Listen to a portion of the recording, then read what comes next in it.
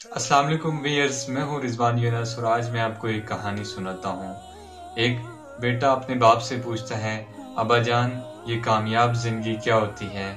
باپ بیٹے کو لے کر پتنگ اڑانے چلا جاتا ہے، اور جب باپ پتنگ اڑا رہا ہوتا ہے بیٹا بڑے غور سے دیکھ رہا ہوتا ہے، اور کچھ دیر کے بعد کہتا ہے، ابا جان یہ دھاگے کی وجہ سے اوپر نہیں جا رہی، اس دھاگے کو کاٹ دیں۔ باپ دھاگے کو کاٹ دیتا ہے، پتنگ کچھ مزید اوپر جاتی ہے اور پھر لہرا کر کسی انجان جگہ پر گر جاتی ہے۔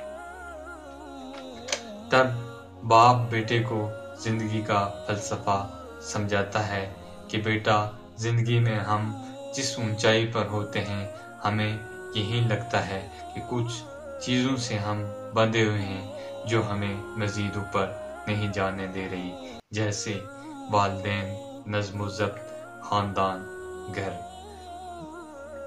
اور ہم ان سے آزاد ہونا چاہتے ہیں۔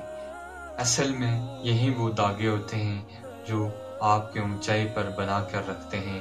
ان دھاگوں کے بغیر آپ کچھ اوپر تو جاؤ گے، لیکن پھر آپ کا حشر بھی وہی ہوگا جو بن دھاگے کی پتنگ کا ہوا۔ زندگی میں اگر بلندیوں پر قائم رہنا چاہتے ہو تو ان دھاگوں سے رشتہ مت توڑنا۔